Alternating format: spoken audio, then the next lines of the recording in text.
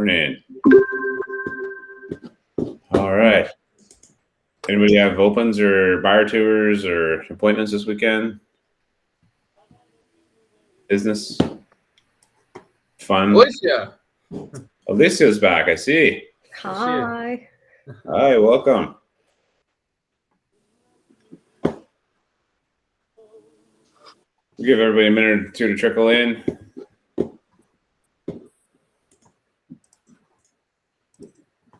So what happened this weekend? Wins? Ahas? Set an appointment? Have an uncomfortable conversation?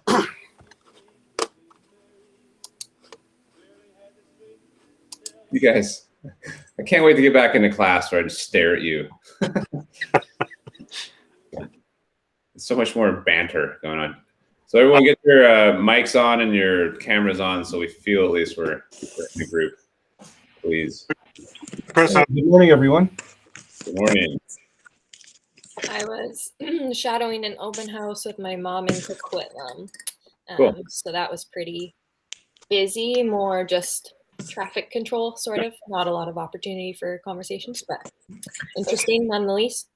Yeah, well, that is so that's why you practice the role playing of being able to, take 15 seconds and potentially turn someone into a follow up if it's that busy. At least you can get their contact info and give them a card. They fill it in, write a couple notes, and say, "Hey, I'm really busy right now, but I'll follow up after the open or tomorrow, whatever I can do." Mm-hmm. Or sometimes I'm gonna pull you aside and you in, go, but. Yeah, it's not easy for sure. Yeah. I think a lot of people were represented already too, coming through with their agents. So you're finding more and more of that for sure. It's almost by appointment only, but an open, it's maybe 10% unrepresented, but we're good odds. It's just the open house, and then all the scheduled showings are through that time only on the weekend or whatever. But it kind of depends how the listing agent promotes it too. Like you can actually get some decent traffic from the public if you put it out there right, but depends what the sellers want to. Good experience for sure. What just for understand what type of product is it? Like a townhouse, house, condo? No, it was a detached 5-bedroom unauthorized suite right by Como Lake in Coquitlam. Nice. It was 1.678. What street? Smith. Oh, yeah, cool. Okay, I was there yesterday, but not. Okay. I didn't go to your open, but I was we're at Como Lake. In the air, okay. Yeah, multiples today. You expecting, or tomorrow, or? It's not my mom's listing. It was Melissa through the office. She was in Calgary, I think, so we just hosted it for her. Cool. But I assume so. We'll see. My mom was talking to the owner yesterday, and sounds like she's expecting up like 2 million, which we'll see how that goes. Yeah, she had someone messaging her about it, offering her 2 million, whether it was a valid conversation or not. But that's tough. Yeah. Well, good luck. But sorry to all the buyers that think that it's listed at what it's supposed to sell for. Yeah. Cool. Good experience. Anybody else opens or? Like, this is a good chance to get a temperature of the market. Like what Laura just did is like you guys share what products you're selling or looking at with your buyers, and are they selling over asking? What markets are cooking hot and where you might find opportunities to push people elsewhere? Because we have 15, 20, 30 people in these calls sometimes. You guys get a really good feeling of who's in what market. So Chris, I talked to you a couple of weeks ago about that listing in North Van. Yep. And, they had over asking second day after it came on, and then it collapsed because of financing. Mm-hmm. We got another offer, 1460. It's listed for 1480. 1460, no subjects, living rent free for 3 months. The guy didn't agree to it. He says, "You know what? I want full price." Got another offer, and you guys told me it's still early. It was only just the first week. So the second week, open houses. Got an offer for 1.51, so 30,000 more than asking. No subjects. Completion in December. No problem. No hassles. Completely cash. He says no. And I was really frustrated. And I asked him, like, what do you think? He's like, no, I'm not talking. I just don't want to sell. Take it off the market. Anyways, so I talked to the other realtor. A couple of days later, I let him cool off for a bit. 1530, all cash. Completion in December, possession on February 1st. So he gets to live for 3 months for free. He still said no. So what do you do with that, right? Like, he just doesn't want to sell it anymore, it seems like, right? And he won't talk to me. Like, it's almost like he's aggressive, as if kind of, I'm doing something wrong. But I don't know what changed his sort of tune, because he did accept the first offer, 1550, all subjects and everything. So I don't know what's going on with that. This is within the last few days. So there's a few things in this conversation. So one, you've brought him a cash, subject-free, over-asking offer. You've done your job as a listing agent. You are entitled to commission from him. Oh, really? Okay, I didn't know that. Right? Like, that's, if you read the listing contract, he has to sign off on it it's a court case, and you're not going to challenge him and take him to court for it. But that, you've done your job above and beyond. A cash subject free offer, over asking. This is what you asked for. And this happened more a couple of years ago when everyone was low pricing their listings, and then they're selling over asking and everyone's bringing cash, and they're like, hey, I actually wanted $1 million over asking. I'm like, well, whatever. So it's like no one really ever goes to court. But if you read your listing contract, you've performed your duty and are entitled to your commission, period. Right.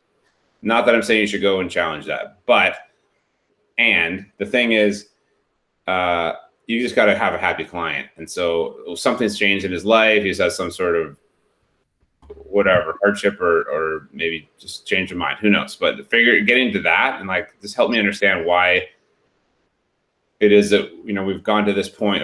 I brought you several good offers, and now you're not even talking to me. So it's something I've done. How do I learn from this? At least kind of be curious about that. That's where I'd start. H, feel free to chime in. Yeah, the clause that Chris was talking about is number 5, part 2 on the listing contract. Like, everybody should be familiar with that, especially. Hey, Nick. Good to see you. I would just start with a brand new canvas on this. 1.48 does seem, now it seems very low. If you tried a whole new start, took it off the market, waited at least a week, put it back on the market on Monday, did your open houses on Saturday, Sunday, and Thursday night. North Van also, I'm not sure if they run the Realtor Tour event, Realtor Caravan. I'm not sure. Yeah, but I would just do a whole new start, and then wait for offers until the following Tuesday. Put the offers up against each other, and then you're almost guaranteed over 1.53, because that same buyer is going to come back. If they say there's another offer on the table, they might go up even more. But your seller really has to, do you know why he's not selling? Is it because he doesn't have a place to go? Is it what's part of that is the fact that he feels stressed out about the fact that where am I going to go next, right?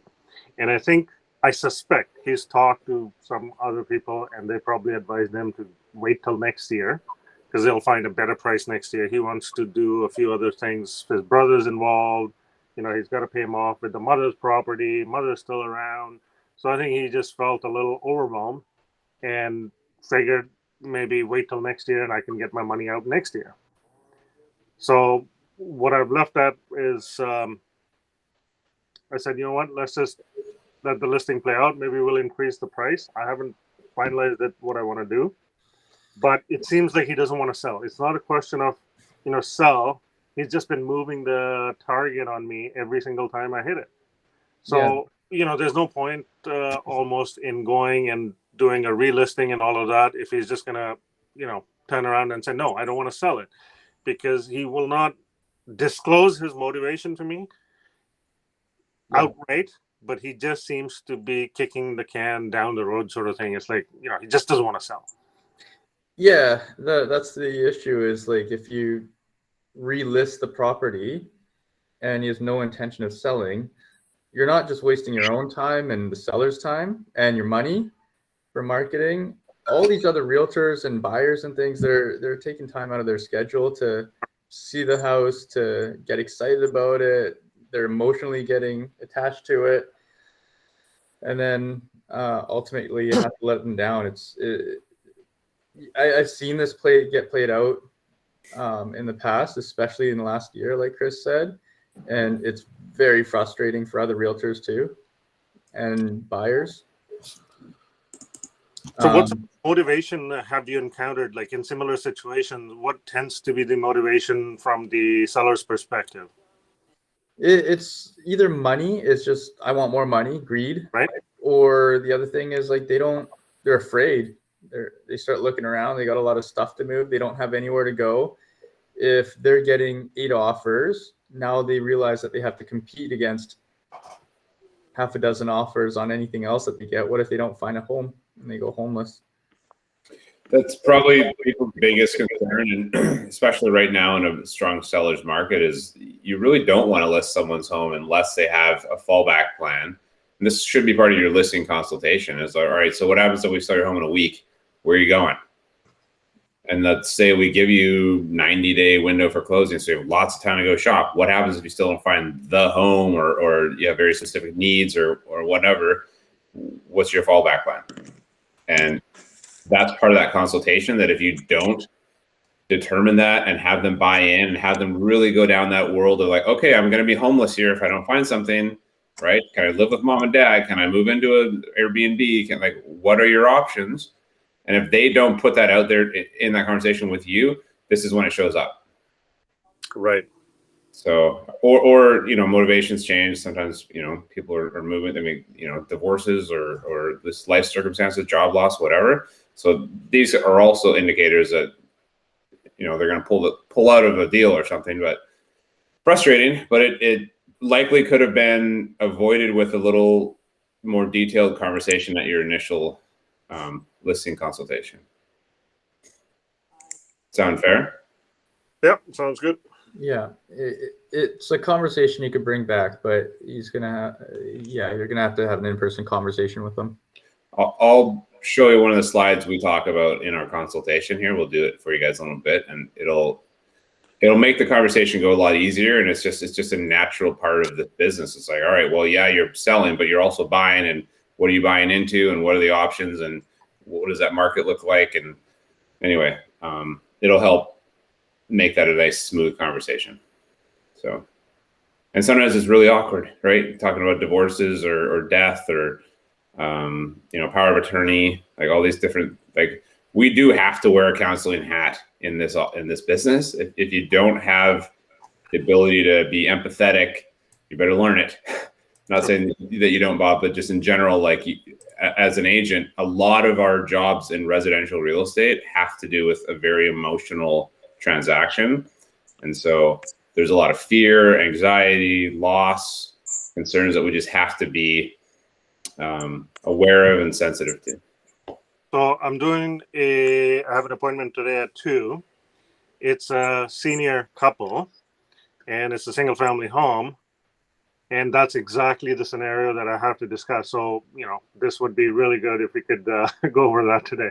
Good. Yeah, it's perfect timing then. And this happens all the time. So now you're downsizing out of a 40-year plus home. They lived there forever. It's their legacy. They've had every family dinner and memory made, their grandchildren, all these things that they're not easily going to part with this. They probably have 40 years of accumulations in this house. Now you have to have someone come through and help them declutter and hold their hand through. Is this definitely going to junk? Maybe going to Salvation Army. We're coming with this pallet pile's coming with us. So this takes time. There's no rushing of a family home like that. Or you can, but it's very stressful, and it'll show up later in the process at some point. So yeah. You like it when they're nice and easy, just flipping condos, right? Moved in next year, not even attached. Let's buy a townhouse. All right, let's do it into a detached and then just move them on up. But there's a lot more. There's a SRES, Senior Real Estate Specialist, which really helps you guys. This is it used to be a board course, but now it's just an outside course. If you ever are going to consider working with downsizers, of people that are or even moving into care homes. You can get a referral fee to send someone to a care home. So if you have a connection with someone in there, like that is a business model, and it's a nice little niche. But you need to be a certain type of person, very patient, empathetic, understanding of what the process looks like. And it's a long process, long-term plan. This is not like I flip condos. This is like it could take a year from your meeting today, Bob, for them to actually be ready to go, potentially. So this is a course you mentioned? Senior real estate specialist, SRES is something to consider. And I would say that it's someone with like an already built up business, and like they really find that they want to be helpful to people. It's not something necessarily a newer agent would be. I mean, you might just, that's what you love to do, and you've helped family members already do it, so it's just a natural fit. You might just kind of fall into it, but it's a long play because it's a longer process. So you're not going to go and chasing for sale by owners right now. It's going to get you guys paid today, right? SRES is going to get you paid like 6 months to a year from now. Even if they're ready to go, you really have to get the stuff out and declutter. They could be hoarders for all you know, right? So, yeah. And who owns this one? Hiroshi's taking it. Who is? I think it's back in Toronto now. It's online. You can take it. $300. You get an accreditation, and then you have to pay every year to be a member of it. So, yeah, Google SRES, SRES. It stands for Seniors Real Estate Specialist. Bob, what I would do today is look that up, take some of the language from that website when you're going to talk to these folks, and just like be more articulate about their understanding their needs and what the process is. Without, you don't have to take the course to necessarily claim your expertise. Thanks. So, there you go. If you're, whenever this might be a good rabbit hole to get into for everyone for about 5 minutes. Whenever you're dealing with someone who's been in their home for 40 years or 50 years, realize that a lot of things have changed in the last like 4 or 5 decades. And even though they might have bought and sold prior to that, like they have no idea what they're getting into. They bought their home out of a newspaper or like best case scenario, like a folding booklet of MLS listings. Very good. Like you think about how little a first-time buyer knows. This is like a first-time seller in a whole different generation, but they're not learning like with sponges anymore, right? They're learning at a very slow rate. They're getting a lot of opinions from other people, and emotionally, they're way more attached to this house. So it is a process, and it is an emotional one that you have to walk them through. So a lot of times what happens is they don't want to leave the house, right? It's their kids that are saying, okay, you're getting to that age. Why don't we look at a couple senior homes or whatever, right? You might have seen this yourself. And then they go to a senior home and they say, wow, this is great. Like, I like the living. I like the menus. I like, everything is safe and you have assistants around and they go on walks and this is awesome. Let's call the realtor. And then they go back home and then all of a sudden they're overwhelmed by the stuff. And, their world is literally crashing down in front of them, like, especially if they're widowed. And then all of a sudden, like, yes, everything seemed great on the surface, but when they're working in the details and what they have to get rid of, how their whole life have to change, that's when we have to come in and be the hero and say, okay, I have this person to declutter. I have this storage facility that you can put things into until you're moved out. And so it's very tailored when it comes to working with seniors. And that's what I learned through SRES. And so anytime you're working with a senior who's been in their home for a long time, it's going to test your listening skills. It's going to test your patience and everything. You have to be really high level with it. At the same time, you're trying to move things forward. Yeah. Anyone have experience with that? Whether it's within family a few years ago, before your real estate license, or now? Not exactly the same, but I can just give an example where me and my mom and dad, we sold a home and bought a new home just a couple of years ago. So we had our initial conversation with the realtor, and he went over everything, went over, for example, commissions. And my dad was just shocked at, like, for example, how much the commission was in 2018 versus when he first bought his home back in 30 years ago, maybe. So Yeah. that alone was a big shock for him. And yeah, so that's just an example. Our commission's higher than what they bought the house for 40, 50 years ago. But, 30 years ago, the house was probably $150,000 or so. Yeah. You charge $150,000 commission. No. But It's incredible. a couple decades further, and the house is probably less than $50,000. For sure. Yeah.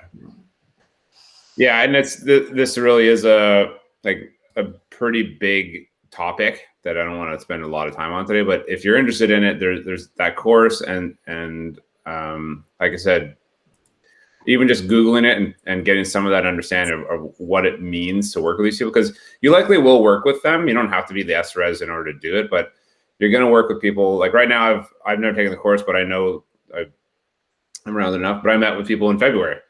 And mom is still decluttering this house. Like they got a bin out front and it's just like slow process. And she's got to go through every little thing. Remember this one time when I saw this doll? Like it's every memory with every piece of item and never to be seen again. And that's like, she's just saying goodbye to stuff, right? So just got to let it happen. Let the process. And if you do anything besides that push, you love the family push and you just be the advocate with the family, right? So this month we are focusing on every single person getting a listing. This is a KW wide thing. This is our coaching program. This is international. We want to make sure that you guys understand how important it is to take listings. And this month, everyone here, we're committed to getting you a listing. Anyone not on board with that? Okay. Anyone that's already taken a listing, I want you to take more than one listing this month. Like pushing yourself, striving to take more than what you've ever taken in a month. If I've had one in a month, I want two. If I've had two in a month, I want three, and so forth. Okay. So we're pushing you to expand and push yourself as far as we can. So real quick, I'm just going to throw this into the chat and I want you guys to open it up and just look at it and talk about it amongst ourselves. If you can't open it, let me know, but it's 101 lead generation ideas on ways to talk to people. Okay.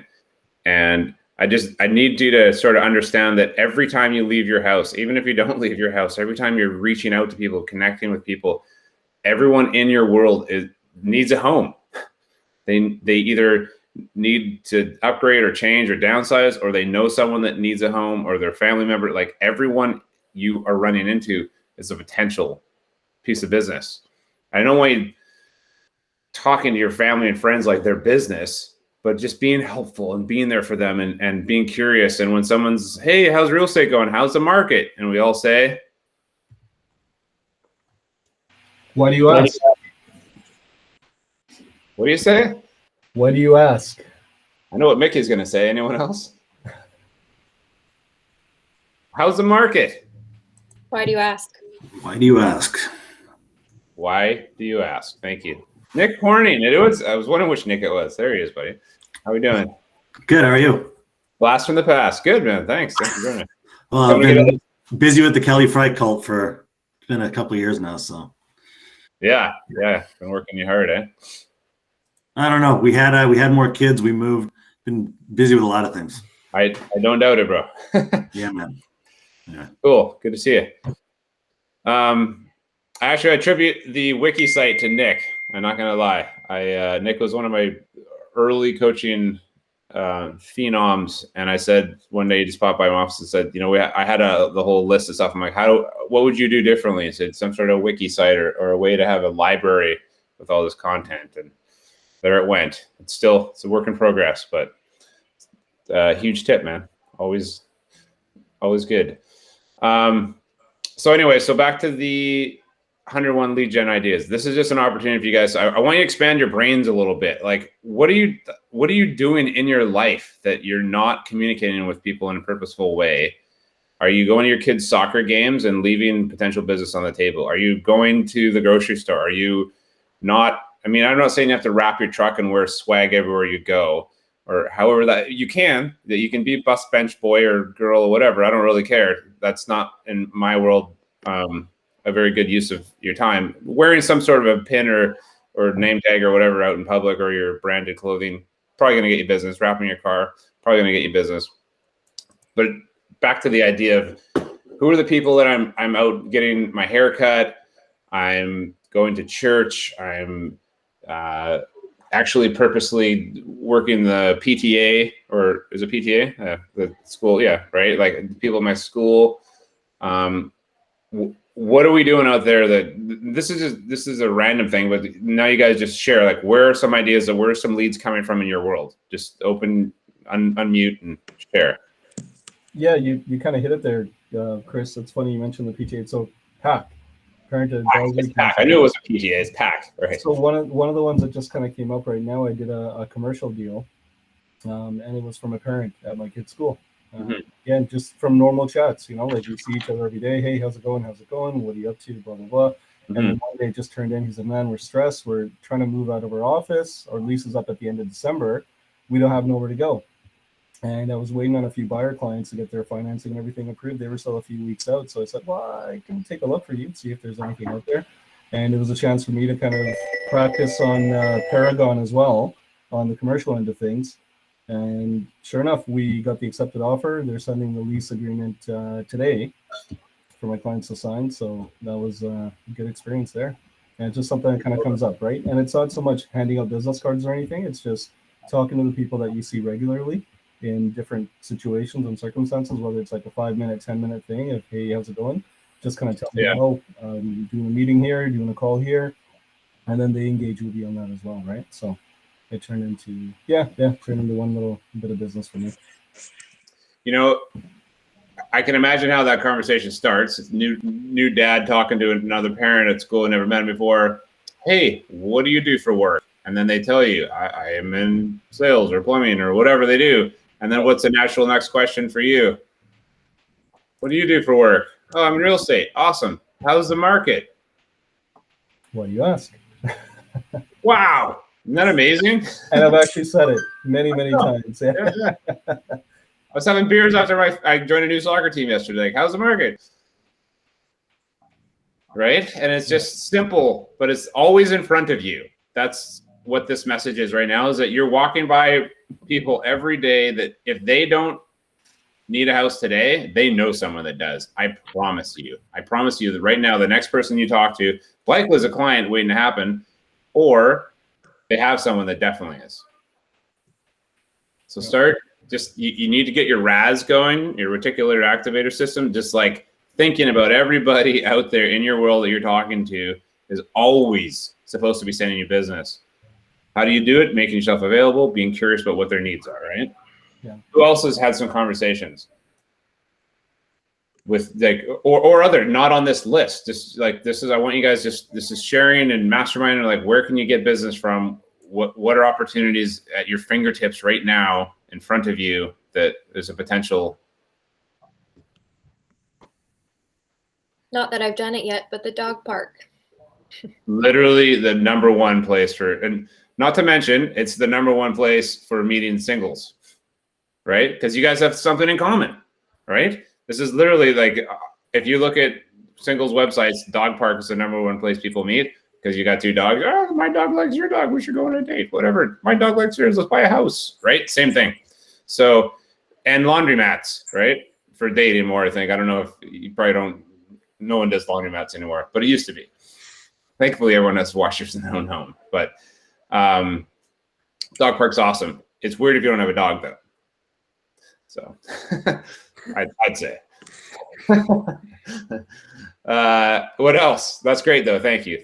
I think that's probably the number one place still to date. Or kids sports, right? Because you're kind of forced to sit there and watch your kids on the sidelines. You're like, what do you do? Oh, I like stuff. You same stuff. Kids same size. So, what else?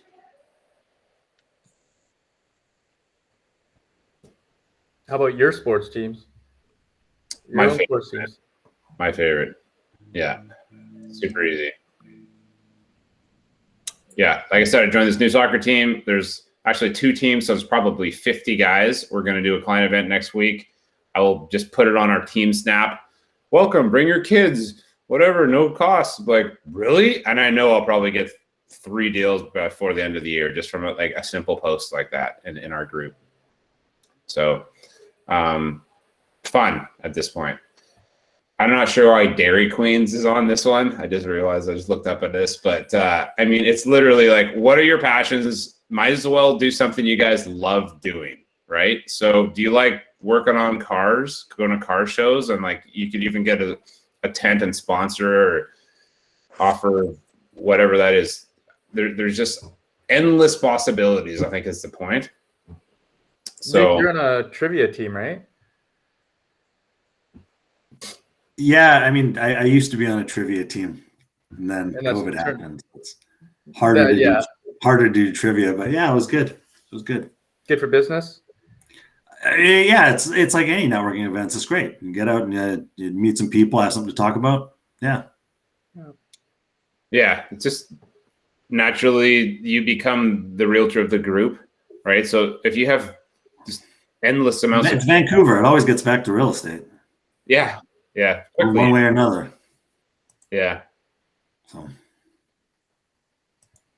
Yeah. Anyway, so you guys have this list. I want you to take it, maybe circle 3, 4, 5 things that you intend to do this week. Being purposeful with your conversations when you go and do it. So it doesn't have to be door knocking, right? And this is just stuff that you might as well take the activities that you're already enjoying doing and turn them into productive lead generation activities. And so how do you plus it? Let's just pull one out of the air. Who's going to do something this week, an activity that's on this list or not? And I want to work on like, okay, Jaden, what are you doing? You got to unmute. I was just thinking of like talking to people at the gym more, honestly. Yeah, that's a great one. Because with that, like also you can just kind of just easily talk to people. It's like, hey, I see you're doing this workout. Yeah. And then also I'd probably do like some volunteer type stuff at my school and things like that because I'm in university right now. So, maybe like see if there's any clubs that have some focus on investing or something, and then maybe join into those. I love it. Yeah. The gym's a nice one. My buddy Chris Hadley is probably the number one guy I ever met to pull business out of the gym. He's a terrible workout partner though, because we're like, where is he just jawing in the corners? He's got the strongest jaw in the gym, I'll tell you that much. But he literally will just walk around talking to people all day. And, so instead of spending an hour in the gym, he just spends 2. I'm like, dude, I got to go. He'll just chat up everybody. And then, he gets tons of business out of there, right? And he likes being in there. He's comfortable in there and he just always smiles and says hi to everybody. They just know he's just like the mayor of the gym walking around. Right. So, but yeah, it's a great one. But the point being, while you're there, again, having a purposeful reason to go out to people. And you might want to think about, some people are like really focused, got their headphones on. You're not going to get as much out of them, but the nod and smile. And the next time they see them, they just start to get more comfortable with you. And it's sort of an earned right. You got to be there and committed to doing it. Right. I think it's the same with sports teams. Like, if you're not really showing up or you don't really give 100% on the field or whatever you're doing, then maybe they don't expect you to do 100% in your business too, right? So it's got to just be a natural fit. But cool. Anyone else? Like, this is fun to me because I want you guys to start thinking outside the box of how do you take your daily activities and turn them into business? Or I'm going to say go pound the freaking streets until you go to a listing. I don't really care what you do. But might as well be purposeful, and I can give you some ideas of who else you might want to just sit down and get a coffee with someone that already does it at a high level at Dairy Queen. Not Dairy Queen, kid, but wherever, right? Like I've got so many good ideas with these guys, but I want them to be your ideas. So you got to throw them out there, and I'll tell you who does a good job of it already. I'll throw another one out there. HR. So if I were to go to the HR department at ABC company and say, hey, do you guys like to have employees that are more on time, more committed to their work, and care more about their job because they have a mortgage? Would you see that your employees would be more likely to stay with you and give a rip about their job more because they have to pay a mortgage every month? Do you see the value there? I mean, that's not exactly how that conversation goes. It's like more like, hey, here's what I'd like to do is offer you some value about educating your employees on becoming homeowners and showing them how to increase their net worth. And it's a value add for you as an employer to bring in someone. We'll give you a free lunch, buy some Subway sandwiches, and we'll do a first-time home buyer conversation for anybody that's interested in learning how to get into the market, educate them on the areas, the markets, the stats, all that kind of stuff, and then show them the process of buying a home or a second home or investment properties. Whatever people need to do, we can do either. Would you guys see that as a valuable conversation to go, instead of just talking to one person, I get to talk to 20 people? HR, simple, right? Leverage. But the reality is, what's in it for that employer is that they get an employee that is committed, that's showing up, that's gonna not mess around so much at work because they can't get fired now, right? They got a mortgage, they got some serious commitment. So employers love it. So who are the people in your community that you could reach out to that are HR directors, right? Big companies. How about the city of blah, right? Coquitlam, Surrey, Poco. Would you guys like it if I were to offer your employees, like getting into the union, right? Offering that at a high level. That's huge. So again, just an idea.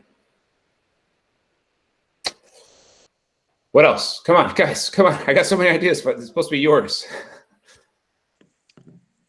Let's go 2 more and then we'll move on here.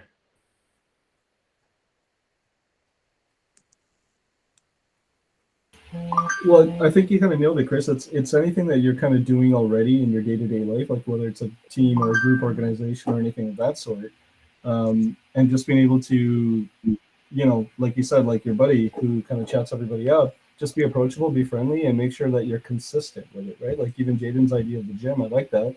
I find it works better, if you're going at the same time regularly, you see the same group of people there, right? And then it's easier to build a rapport with them, even if it's a nod or a wave or something right off the bat.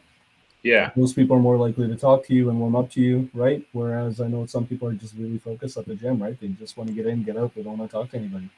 And you might just leave 15 minutes extra in your workout planned time in order to specifically network or whatever, right? Yeah. So, and that could be any like volunteer organizations as well, like Jaden said. It's not just at school, but you can also do within your community, whether it's like a food bank or working at or volunteering time in a, petitioning to get a stop sign put up or something like that, right? And knocking doors or like some kind of community or neighborhood watch or a neighborhood block or something like that, right?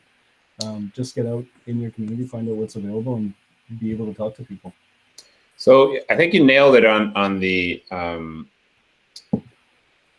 as far as the charitable donation of your time. So typically, who gives back to the community? Affluent people, right? So people that don't need to work so much. You might get maybe one partner that just loves to give back more, and so they're donating. They're working at the food bank. They're working at Share. They're working at these other places because they feel that they're quite fortunate in their life. So they'll end up giving back some of their time. And some people just do it because they love to do it too. But what a great place to meet people that also have, some higher net worth clients too, right? So awesome way to spend your time. Feels pretty good to do it anyway. You might tie in some of your business to that, right? If you can, do an event and then give back to Share, and then you go and commit to hours at Share for whatever your contributions are. You guys figure that part out. But I should actually touch on Jaden's point around the investment club too. Like, brilliant idea. I think Nick's probably got a couple ideas about that by now from Kelly on investment clubs. But if you have some at your school already that are doing it, kind of like a young investors club, and maybe you guys can pool your money together, or it depends on what these people are thinking. But it's a great opportunity to get contact info, add them to your database, and then continue to add value to them. Maybe they're already into investing. I don't know. I don't know a lot of wealthy students, but at the end of the day, their family are. typically. So finding them and run with it, man. It's a great idea. Anything else? We went off at 2 there, so I don't want to hold you guys to the fire forever. I want to keep moving forward. Does anyone else have any great ideas that they consider? Putting it out here in this group means you're more likely to do it. That's why I ask you to do it. Say it out loud, and there's some accountability with that. So I'm actually considering going to church this month. I've already gotten a couple of referrals from family, but I've actually never been a member of their church. And there was a challenge where people had to stay in cars and tune in. They weren't quite allowed to reunite, but now that things are kind of sort of getting back to normal, I'd like to go and meet them actually face to face. I think church is probably one of the number one. Well, it's a community, right? It's basically a big family, and they support each other's business. Like, depends on the type of church, but I know that if I were more religious, I would use that as a major tool. Like, I know guys that go to church all the time and they get a ton of business from it. There's a lot of people, a lot of agents that get most of their business from the church. And specific, if you're like a little niche religion, oh man, they are like 100%. You own that. If you're the only realtor in there, and they really want to keep their money in the community, right? So I'm actually going for coffee with a lady that does a lot of mortgages for families, and she was saying she'd love to meet me because they speak Russian and I understand Ukrainian. So yeah, super excited about that.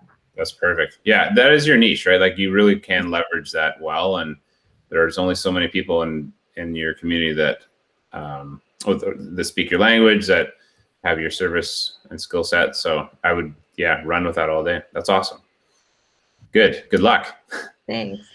For sure. I think you guys, that culture, religion aspect, whatever your background is or your belief system, finding like-minded people around that is just like, it's a slam dunk.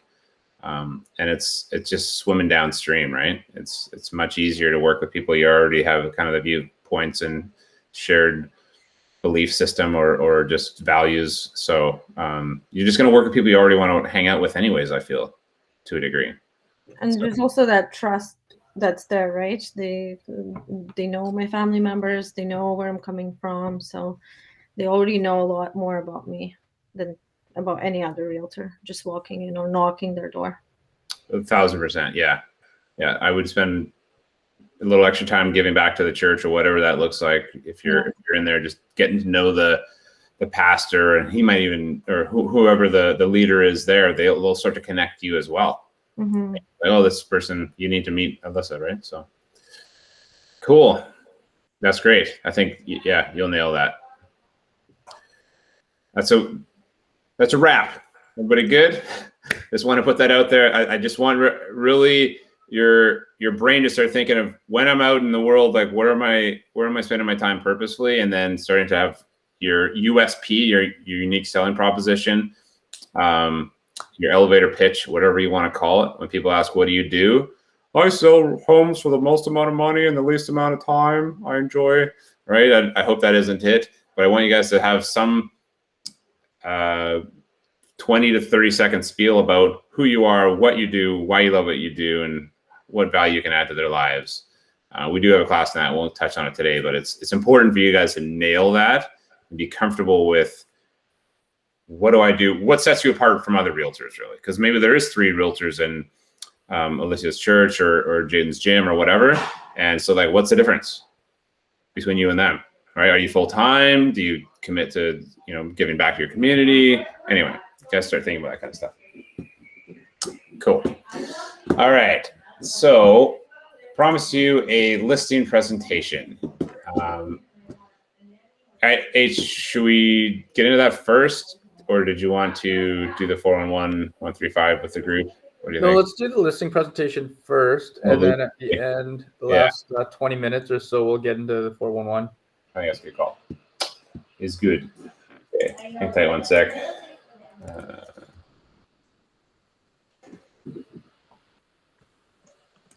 So before you pull it up, Chris, like, let's preface going through the listing presentation with a little bit of your background for 2021. Do you know your numbers? How many listing presentations you've gone on this year? How many listings you've taken? I think we're. Thanks, buddy. Yeah, it's a lot, I know, but this is Yeah. why I want to share it, because the numbers are really high. Yeah, I'd say that we're like 80% plus 90% probably closing ratio for listing presentations, and doesn't necessarily mean the listing comes live 2 weeks later. Like I said, I won a listing presentation with this woman in February. It's 100% that I will work with her when she's ready. So it's more like it's a commitment that we're their realtor. And sometimes we go on it and then we list them the next week, which we love.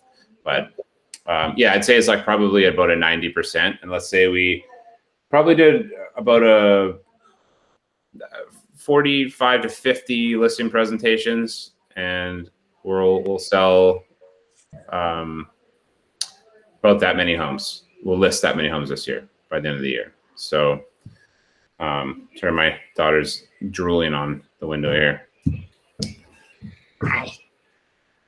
So yeah, I mean, that being said, it's probably about a 90%. And part of it is because, in all fairness, we do a lot more referral-based business than I used to. And so there's already, I mean, we definitely have like cold calling and knocking, and you got to earn it. You know, I've lost a few this year to commission, right? We're not the cheapest kid on the block, and there are people that have undercut us, and they just take the business away because they're a discount broker, or they're just selling their services for much, much cheaper. And that's unfortunate. And at some point, you know, it bothers me that, you know, it was a race to the bottom, right? And so you got to be careful with that. So I tend to stand pretty firm on my commission.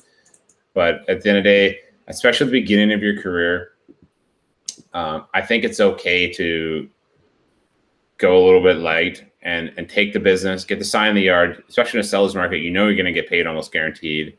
So take the business. But at some point, your time is only worth so much money when you start to discount too much, right? So I don't know what we lost out to, but I know that it's probably. I'm actually going to find my newer one. Sorry, I had it all keyed up here. One sec. It's probably significant. Yeah, and we're probably one of the highest, to be fair. Mm-hmm. And so the point is, like, Chris has gone on 45 listing presentations. We're still just starting Q4 now. So in, what's that, 40 weeks, he's gone on 45 listing presentations. So just over one listing presentation a week, which is a great, like, it's a good standard, good consistency. And then closing at least, you know, 30 pieces of business from it. And you go over all your listing presentations with referral clients and everything. Like, this is the listing presentation that you use at the kitchen table. This is a standard one for yeah, all clients get this, really. And I really tend to not skip steps in my listing and buyer consultation. It doesn't take long. It's 10 to 15 minutes. Depends if they interrupt me, if there's any kind of questions or rabbit trails we go down, especially the one I mentioned with, you know, do a buy or sell first kind of thing. Like, that can take a few minutes, depends on their situation. And sometimes we cruise right by it. So let's see if I get this right. Okay, share my screen here. There's so many of these, I had to find the right one. Let's make this a little bigger, let me know. So is that big enough? You guys see it okay? Maybe zoom in a little bit. So there's bigger.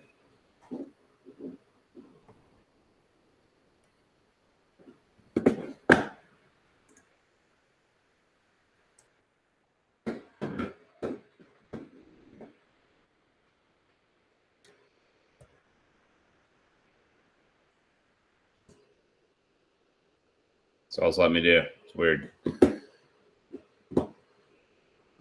that all right? Let's see it. We'll see. Okay, so I'll just kind of walk through this short version of I get into the house, introduce myself, build some rapport, sit down at the table. I've already sent over a pre-listing guide and all about you. So that is like an automated form that they have sent back and filled out like their favorite drinks and food and their pets and their kids' names and all the stuff. So I actually go into this meeting with a fair bit of information about who they are, what they like to do, and just a little cheat sheet for them. But I still want to build rapport and just ask questions about them, get to know them, a little bit about me, mostly about them, of course, asking questions, trying to understand who they are, what type of personality they are, right? So are they a DISC? That still goes through my mind when I'm meeting new people, is like, what type of conversation am I going to have with these people? If it's a D, I'm just going to rip through this. Here's the price. Here's like, I'm not talking stats too much. I'm not going to go into detail on the CMA too much. I just really want them to know everything's in here. Your answers to your questions are in here. Let me know if you want me to elaborate too much. Otherwise, let's get to the point. Love it. I expect them to want to go through the data. So I prepare for all that with the stats and charts and graphs and numbers and detailed presentation, should they be that type of personality. They're outgoing. We're going to talk more about them and just be more personable and kind of funny and joking and like my favorite people, because I have quite a high I. S, they're kind of comforting, and I need them to know your home's going to be safe, can be protected. You're going to have COVID measures in place. You're going to know that your family heirlooms are going to be watched over carefully. There won't be too many people in your home. It's going to be a nice, just putting confidence in that they're going to be safe. So figuring out who they are, and that's the kind of presentation I'm going to tailor it to. That is where you're kind of getting into like ninja moves in your presentation. At the beginning, you're probably just going to do the same thing for everyone, and that's fine. Don't worry about it too much. If you realize you're losing them, you might be like, oh, am I talking to a D and I'm just overdoing it? But you'll pick up on it, and that's why you role play and practice with different people. You don't always present. If I always presented to Hiroshi, you'd be like, bro, just get through it, right? But everyone else a different presentation. So everyone on this call would have a different presentation, and you guys would take something from each person. So I would strongly suggest you guys all do this together to each other. Sidebar. So I'm in the house. I would probably walk through the home first with them. So I take my notepad and I'll just walk through and go, oh, great. So hand scraped wood floors, nice vaulted ceilings, great. Oh, how old's the washer dryer? Awesome. Hot water tank, roof. Get into the kind of detailed stuff I want to know about the home, asking questions about any of the renovations they've done, whatever, making notes about the home, because I need to put that into my data input sheet on the listing, but I also need to be able to sell it. That is just no brainer, I'm sure. Then we go back to the kitchen table, right? If at all possible, kitchen table. You want to sit down somewhere where family decisions are made. So sitting in the living room is not a great place. Plus, you don't have a table to present and stuff. So really want to be at that kitchen table. I talk a little bit about who my team is. We have a group of people, so they obviously support each other. There's about 180 individual tasks we go through in order to take a listing from start to finish. So that's why it really helps to have a big group of people. You don't need to share that. You're going to say, I've got this whole process, it's smooth, and that's why you need a realtor, someone that can navigate each individual task and be on top of it, right? A little bit about the team, what we do. I really don't even talk much about the team. I just explain we got a great group of people. We have access to all the great trades, photographers, floor plans, drone pilots, digital design, cleaners, handymen, movers, all that kind of stuff. I do want them to know about that. And we have someone for every step of the way. So you're covered, and we have a great vetted group of people, professionals. But communication is what it really comes down to. And that's what in any business relationship, it's going to matter the most.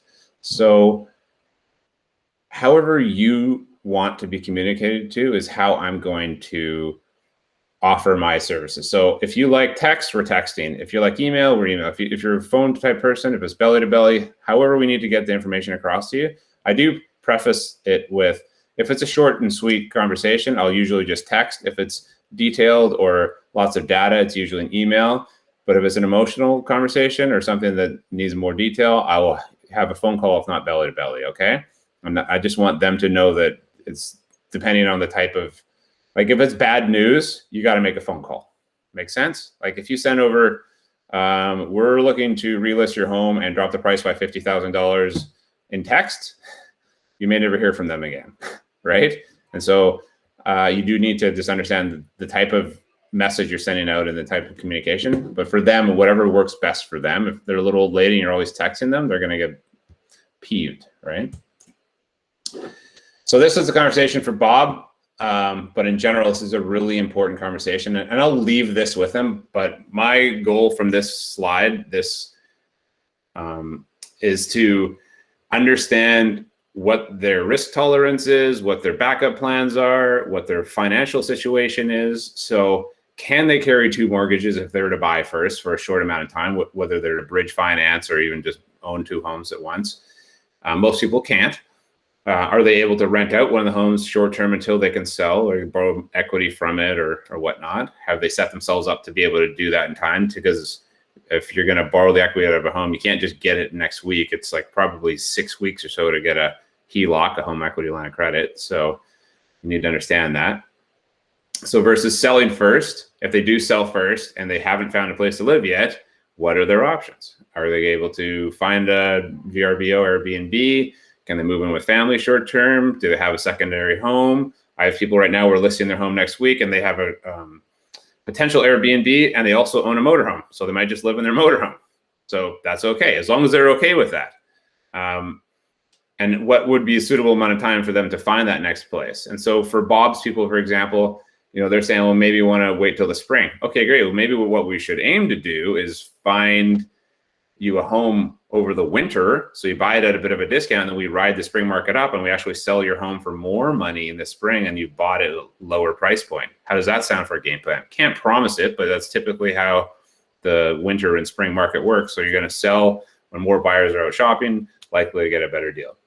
What do you think about that plan? That might just open their eyes to you still being their consultant advocate. So anyway, there's a little bit more data in here. You can go through it in general, but what are the risks and the pros and cons of each situation? And so one of the strategies I'd really like to bring up as if you sell first, you can stick a clause in here. You can also do this if you're buying a home for someone who hasn't purchased yet. So you're the buyer's agent and you stick this in and your multiple offers, subject to the seller finding suitable accommodation on or before such and such date.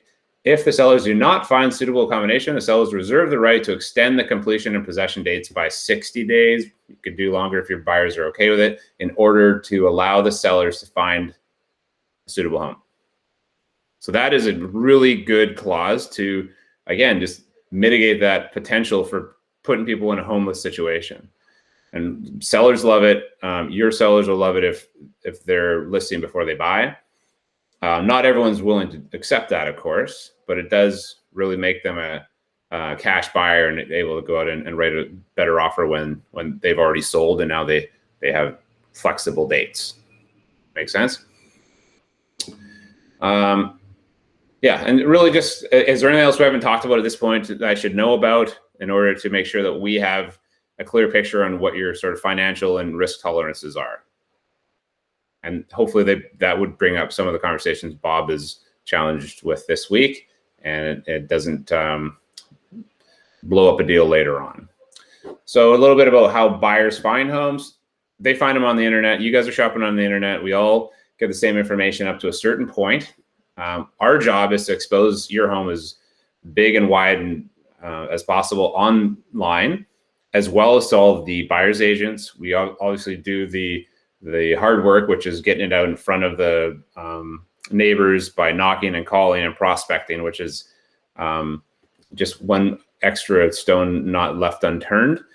But the realtors in the area that already are working with buyers, our job is to sell it to them and let them know what a great product we have for their potential buyers. And then obviously the online market is often the sellers or the buyers just out shopping on their phones and whatnot nowadays. So we do a great job online, needless to say. Offline, as we've said, we'll do everything. We don't do realtor tours or open houses. Actually, opens are back on. So this is literally like last couple of weeks I started saying this again finally. But realtor tours aren't quite on yet. But it's a great opportunity to, when you guys do have listings and realtor tours are going, awesome way to get feedback and real pricing and value for your home. And you can take that back to your sellers and kind of does some heavy lifting for you. And then agent relationships. So we can e-blast or do flyers to their offices, emailing them out virtual tours and that type of thing, promoting it, pitching at your office meetings, or communicating all those different ways of showing it to the agents. And that's really what most people these days want out of a realtor, is that they want your network. That's why you have your license. They can do this stuff online. Anyone with like a bit of digital marketing background can do that. If they understand contracts at all, they can even negotiate contracts to a certain degree, right? But they don't have your network. And that's what they count on us for more than ever. Obviously, some people can't negotiate so well, don't understand the contracts, and need everything. But the one thing I guarantee that nobody has like you do is your network. So that's why it's really, really, really important to be on these realtor tours, going out into the realtor events and like connecting with these people and getting to know them. It's huge, right? And being easy to work with. So that's something I always say is, whenever I have any conversation with a realtor, it's always a nice warm conversation, and they know we're easy to work with. And so they'll often come to us first, knowing that we're going to be a better agent to do a deal with versus someone else that they don't know or trust, and it doesn't always work out so well. So this is an important one about just getting them prepared. So we bring a stager through the home. But prior to that, I want them starting to think about what they need to do to get their home in ship shape. So doing all that deferred maintenance now, and I won't touch on everything, but just as an example, I'll just say, if I were to walk up to the front door of a house and the handle is shaky, what's the first thing that goes through my mind? It's like, well, someone didn't really take great care of this home in general. And it's like the first impression, right? So getting the lights all sorted out, getting all those things ready to go. So there's just, when people come through the home, those little things start to add up, and they have a running tick of how many dollars it's going to cost for them to get it up into their version of a home. And whatever it is probably times 5 to 10 what the actual cost is for you to do it. So that's what they're taking off of the purchase price. So really, this will get you more money to do this stuff. And less buyers will actually write an offer if they think it's just beyond their means. So for showings, we want them out of the home, get all the lights on. You can play some music if you want, get some, not too offensive scent if it's necessary, but get them out of the home. Number one message there. So preparing for inspection, just getting them again, make sure that they really do clean the home out. Having everything accessible for the furnace and the hot water tank, all that kind of stuff. So it's kind of like a reminder. Some people thought this was offensive, but my world is, this is everyone's kid is a grade A student, best kid in town, smartest kid on the block. Here's what the buyer sees. It's like, it's a nice home. It's got, it's got some character. And then what the inspector is going to go through and just tear your home apart, right? And so the idea is that you need to prepare for this and understand that there's going to be some pushback, and so the closer you are to having everything clean and prepared for the inspector, the more likely you're going to pass inspection. So I mentioned staging consultation. This is just an idea of what you can do room by room to help prepare for the home. We'll also bring a stager through to really finish and fix it all up. Now it comes to our marketing: professional photography, professional videography, air drone videography, photography, print media flyers. We have like some examples of the brochures we pass out. Just say, here's the type of quality of materials we pass out.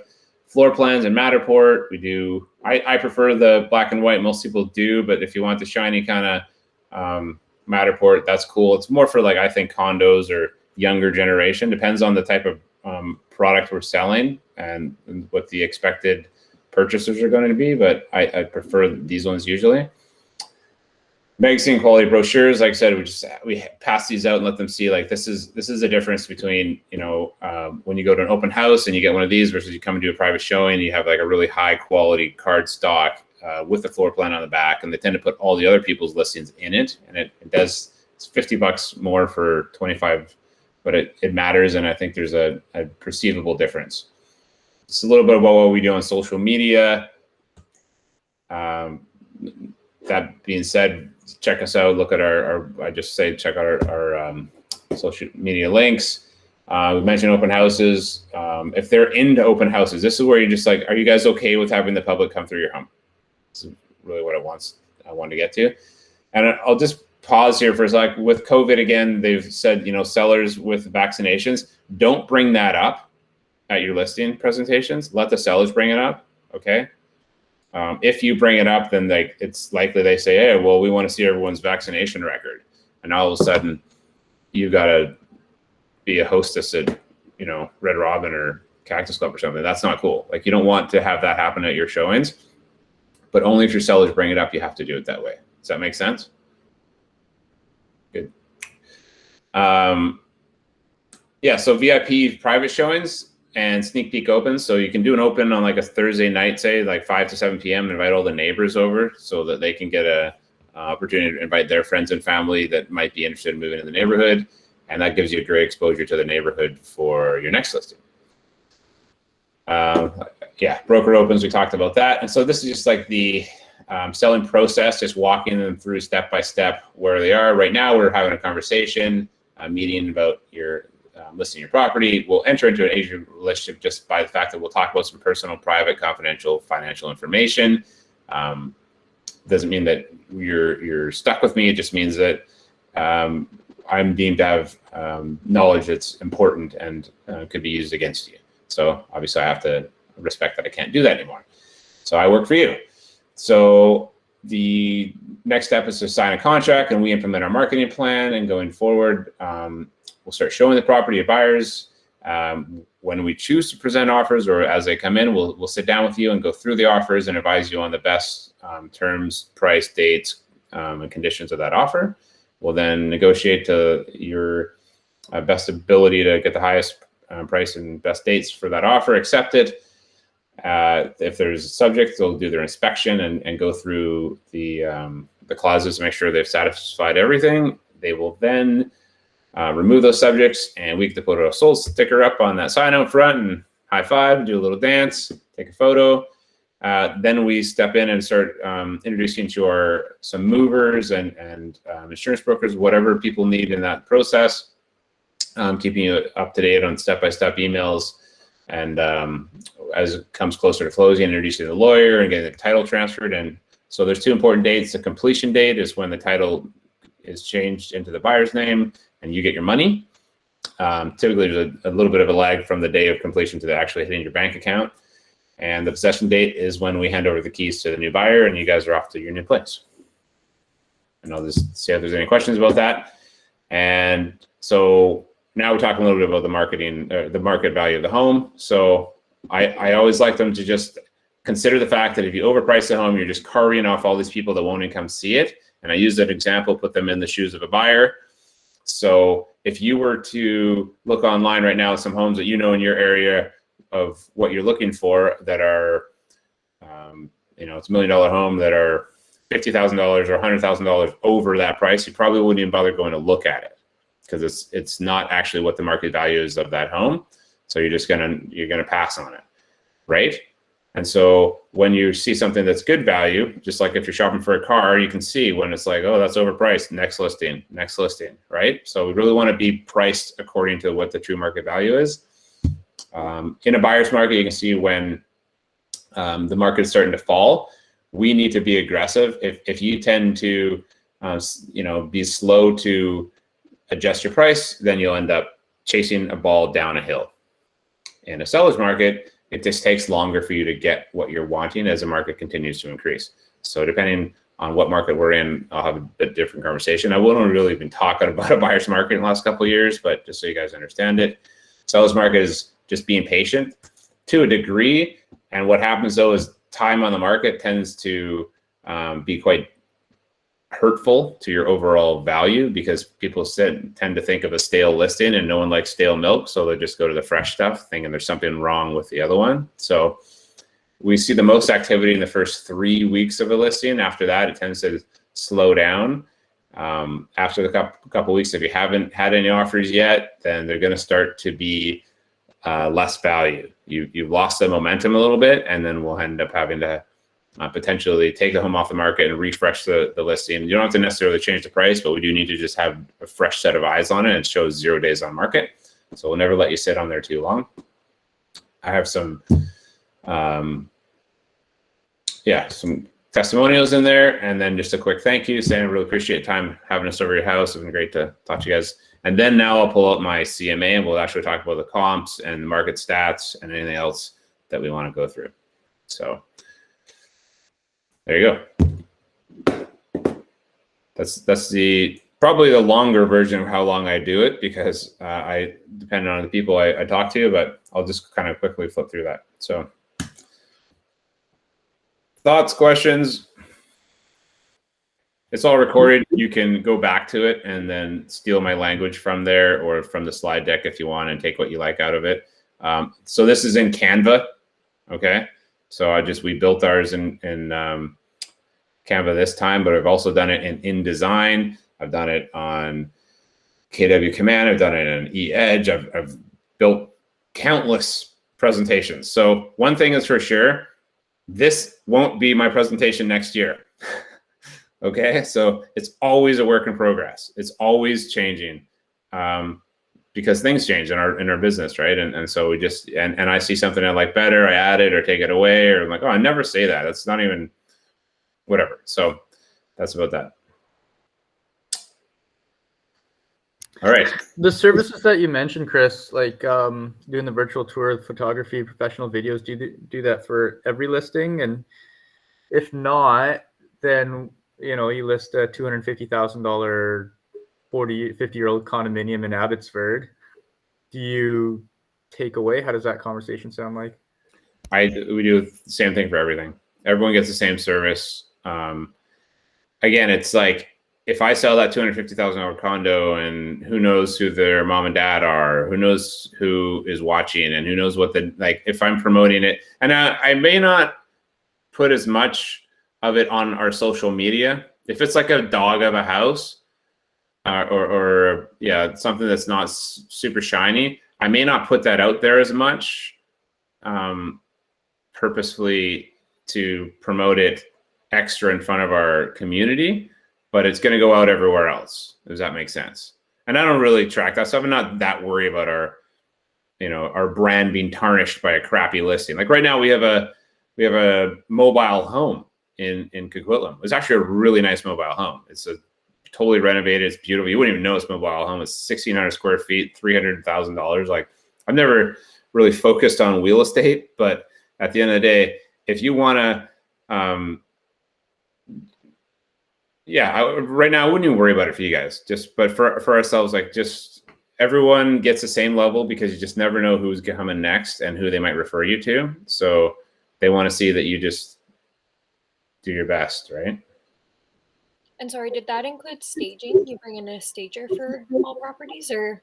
Yeah, so we have a stager. She'll come in. So stagers are anywhere from 80 to 150. Some are more, up to 300 even. But we'll just come in and give a consultation and just walk through the home with them and say, okay, well, here's your stuff. We're going to work with your stuff and get it decluttered. And a lot of it is just getting their stuff out of the home. And that's why I try to do a lot of heavy lifting for the stager up front. I'm like, so if you are going to move, pack, right? Yeah. Get all the little trinkety stuff out. Anything that you're not going to use in the next 90 days, put it into boxes. If we're coming into winter, put all your summer clothes away and box it up. If you have like just doodads all over your house of trinkety stuff, put it away. No one wants to see your stuff. No one wants to see your family photos. No one wants to see, so if I do all that in our conversation up front, yep. The stager comes through and she can work more with like the actual furniture placement and color scheme or whatever they're going to do for their design. Mm-hmm. So but that's the big thing is if you guys love staging and this is part of your job, you don't need to have a staging consultation. Like I like it because I don't have to be over there for 2 hours hanging out with the sellers, moving their couches and telling them, and I don't really focus on that stuff. It's just not what I like to do. But if you love it, and there's a lot of people that do, they want to be part of their service, you're the stager, right? Go get some sort of accreditation. I think it would be a wise move and learn a little bit more, and then gives you a little more professionalism. But it used to be so I would hire my friend's wife who was like a design lady. I would give her $50 and she'd come over and just like beat the seller ups for me and say, hey, this is doesn't look good. Get this off the wall, instead of me having to say it. And she learned from it, got some experience. And then I started having my mom do it, and then my mom loved it. So she actually went and got certified and took the whole course. It was a few $1,000s. And then I just sent my mom over there, but I had to pay her. I had to pay her a lot, actually. But, she gave me life, so it's all equal. So end of the day, it really worked out that I got time back from that, right? So them going over there for a couple hours plus drive time and all that stuff versus me going over there and moving the furniture, doing stuff I don't really enjoy doing. So if you love doing it, do it. Like, have fun with it, but make sure you just kind of take it as a party business. So yeah, staging. We have a Onikon, Onikon, does photos, floor plans, virtual tours, video, whatever you want. Like you can look them up. They're not the cheapest kid on the block for sure, and you may want to hitch on to someone who's more of an up and coming business that's giving a little bit better discounts. But I just know that I get everything done one foul swoop. It's all clean, organized, professional, done, and I just would rather that. Maz, you got a question, bud? Kotala is another big one. Sorry, go ahead. No. Sorry, what was the company that you just mentioned before I ask my question? All this. So Onikon, Kotala. Oh, Onikon. Yes. All right. Kotala. I mean, there are so many of these companies, you guys, that do that. But those two are like pretty big and simple. Like you just, okay, here's my address. I can order it online or just email them saying I need a floor plan, video, and photos. And they'll just come over and then you get your brochures as part of the package. They have a whole package deal. But Hiroshi has his guys too that are great. Like just a photographer come over and then you can get a floor plan guy and then you're pretty much done there too.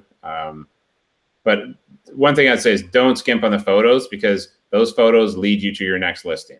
They lead you to having great content for your social media. It's that important.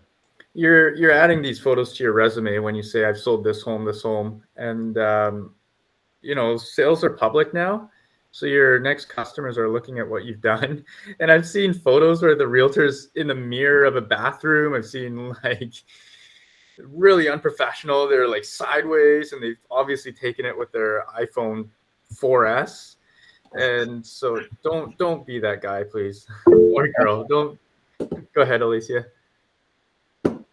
Yeah, Chris, you mentioned you don't let the house sit on the market for too long. How long is too long in this market when everything is selling so quick? Would 3 weeks be too long? No, I think that's a good question, and really depends on the market. So if I were to do a CMA right now, look at the average days on market, probably nothing's much over a month. Yeah. So I wouldn't go much longer than the average days on market. Maybe another, like I just say, we'll never let you sit more than 45 days. But if it's a specific, if it's land or some sort of a unique property that's like longer, I wouldn't necessarily bring that up. If it's a, needle in a haystack buyer type situation, you might go 6 months. But that's unique. That's, not many properties are like that. It's kind of 1 in 20 that I would worry about that. But yeah, I would say about a month would be your sort of standard right now in a seller's market in almost anywhere in Lower Mainland. That's it. We have an assignment going right now, so that's been a little bit longer.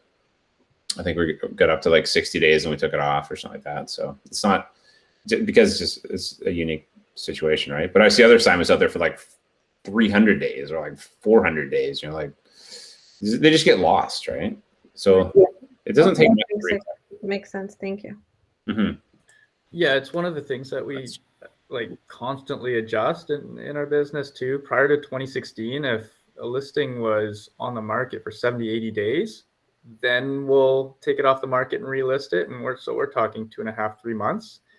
But the average home was selling in 60 days. So we're just going just above average before relisting it. It's important to know what market you're in before you start kind of committing to saying, but here's the thing. It takes, man, so many times I've had this happen where we put a home on the market, we fail, doesn't sell, fail isn't the right word, but it doesn't sell the first time around and we take it off, we refresh it. And some agent from Burnaby or whatever, Vancouver's like, oh, this property, do you have an offer on it yet? Like, no, nothing yet. It's like 2 days on the market. Like, oh, great, we're coming in this weekend. And they don't look at the history. It's been relisted 3 times. And they're like, oh, full price offer. You're like, thanks, right? So it happens all the time. And this is as you, as a buyer's agent, never forget to check the history, right? Look at that. Like, they may have expired, they may have come off, and they may have been trying to sell it like for a year. You don't know.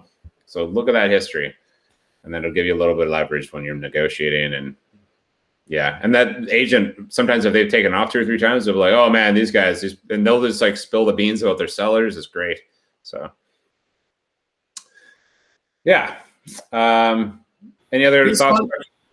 Sorry, a quick question. So would you go over the pricing as your listing presentation, or just verbally? Because I didn't see you have included any slides. That's kind of purposefully you have done it? Well, this is just the broad presentation for every seller. And then I would do now a CMA, which I said we do that today for, I'm not sure they're on the call, but yeah, if I'm not sure he's on here actually. Anyway, yeah, we'll get into a CMA class. Maybe we'll do it next week if we don't have time today. But actually next week's a holiday. Maybe we'll do it just. There's a ton of CMAs on our YouTube channel you can just watch as well that we've done in the past. And so what we'll do is we'll just have a class where you guys say bring in a property that you're researching. Like I have 2 CMAs I have to do today. So if you want, I can go through those at some point here. But first I want to get into the goals and stuff here. But for CMA, it's like, we just have to do the research on the property and you guys can watch it. But yeah, it's not part of this presentation because this is just for everybody. No, I mean, what I meant is, yeah, thanks for that. What I meant is, when would you go over the kind of percentage of the commission? Oh, the commission, yes. Oh, when I go through a listing contract. All right. So yeah. you wouldn't, because I've seen a couple of samples in WikiSite. There are some slides about the commission, 7%, and the rest is then the balance is. So you don't discuss that over your presentation to client typically, and if they ask, that's one of the main concern, obviously, for the seller, right? It comes up probably 75% of the time, I'll say. If it doesn't come up, I don't bring it up. But when I bring it up when I go through a listing presentation. What I would say though is if that commission, there's going to be likely some form of an objection, or they're saying, what do you charge? They'll say, great, I'm going to get to that. Let me just continue this and I'll show you what it is and I'll give you the breakdown. And then I'll even offer a net sheet where I walk through like, okay, here's what the commission is. Here's what the legal costs are. Here's what if you're purchasing property transfer tax and so forth. And here's what you need to have in cash at closing and so forth, so that they understand the true cost of moving. And that's just one of the steps we do for people.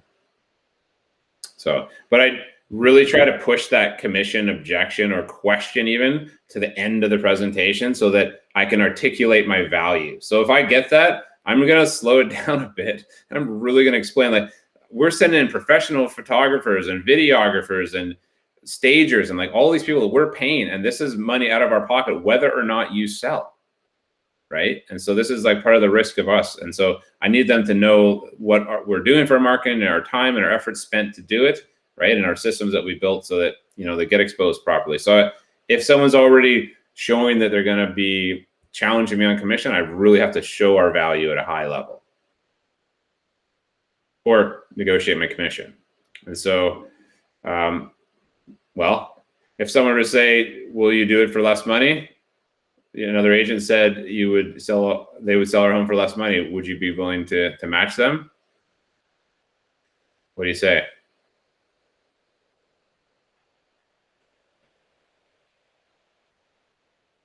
I mean, first depends on, the business strategy. Yes, obviously the first response would be no, but we are not going to lose the business, right? So we need to find out what they are offering and compare with our value proposition. and just discuss what they're going to do. And of course, the objection handling about the cutting commission. If they're going to discount it so easily out of their commission, the money that they're going to get out of their pocket. So how would you know when they're going to negotiating on your behalf, how they're going to give up your money on the property during the negotiation selling process? This objection handler is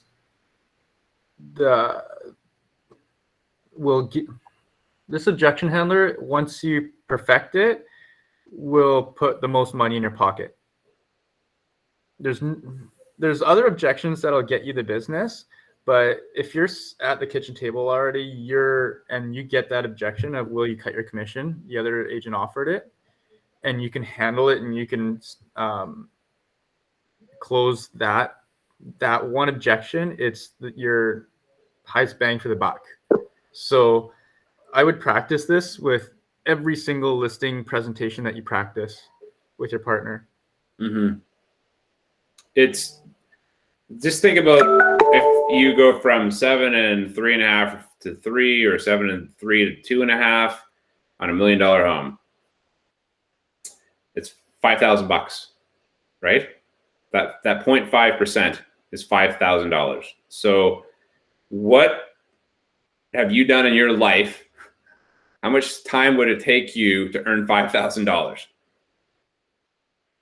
Because that's you not being able to handle that objection, is you having to give up on one listing $5,000, and it's hey, like I'd rather you take the listing, but if you don't have to, so just think about your hourly rate to learn that script so you nail it.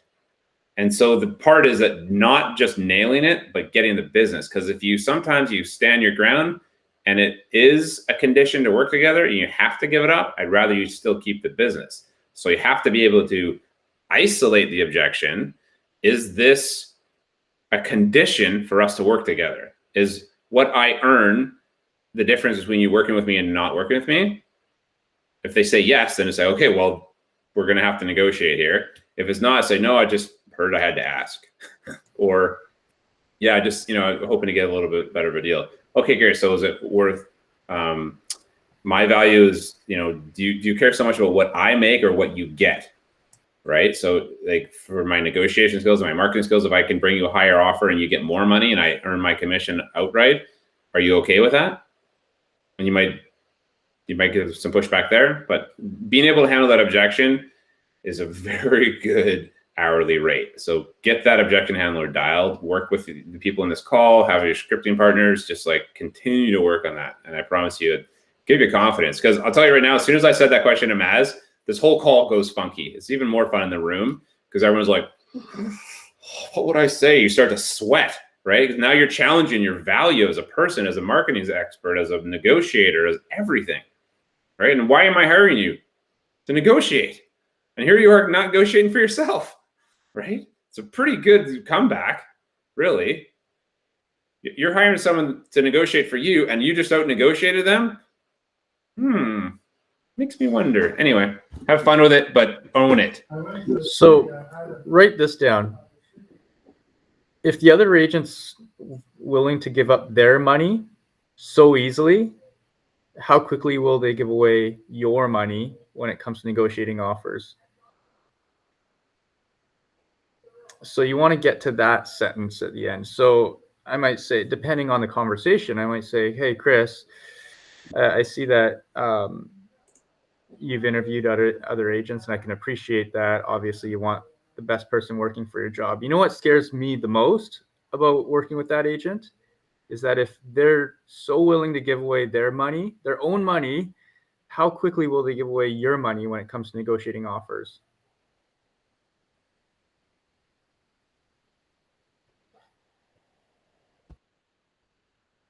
Get it? Got it? Good. Now own it. So, yeah, let's get into this real quick. I was just going to share my screen. So, this is. I'm just curious, Hiroshi, have you used that line, and what has been some of the real responses that you've got to that from people in the past?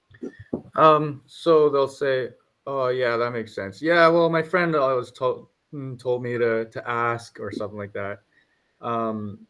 Yeah, it's a long-winded no, and so people want to hear that. People want to know that you're a good negotiator, that you'll stick up for them. Yeah. Okay. Thanks.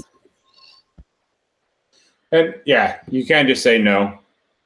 And the other part, I really took a while for me to hear this, and I don't know why it was, but blame it on your brokerage, right? My brokerage is, you work for the brokerage, right? So you're not a discount brokerage. So your brokerage expects you to take home certain, and by the way, it's 3% on the first 100 and 1% on the balance is the minimum that you can give for buyer's agents. Okay, at KW, we're not discount. So don't do that though. 3.255 and 1.1625 on the balance is the standard in the industry. Give that away.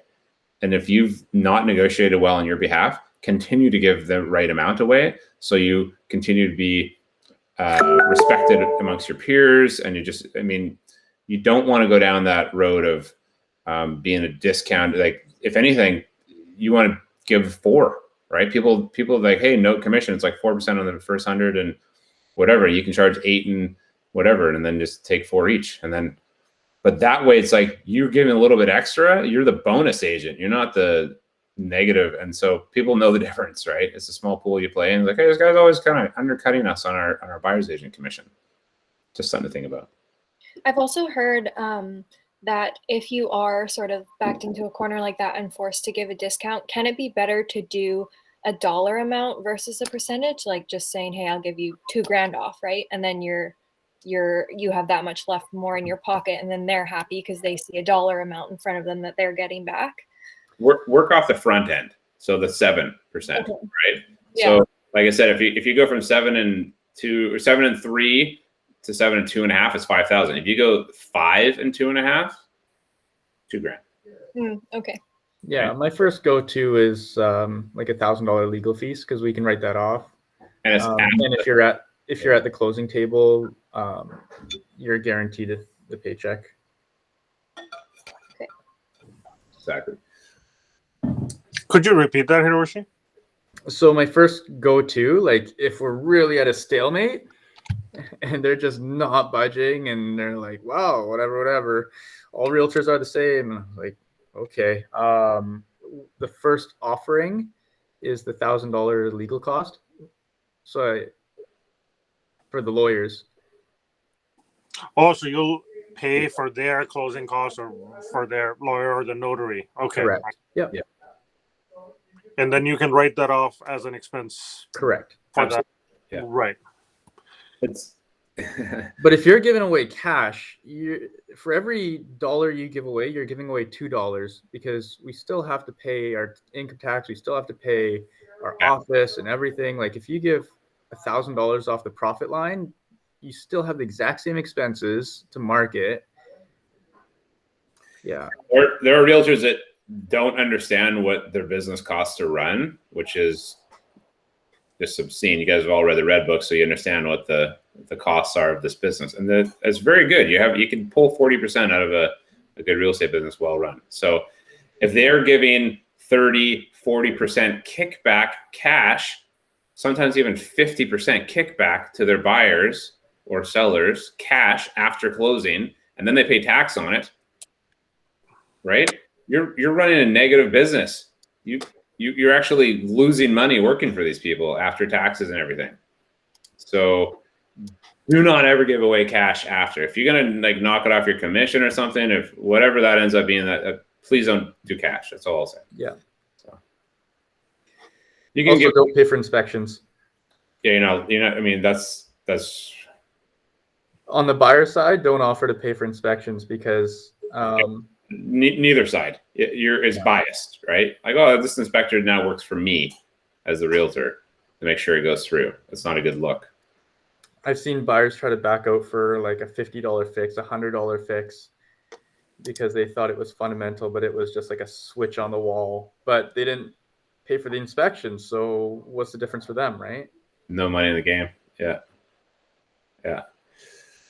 So I'll quickly go through. I've sent this blank 411. Is everybody able to pull that up?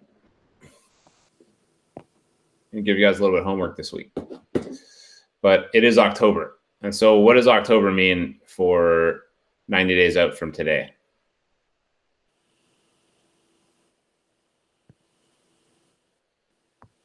First week of End January. of the year.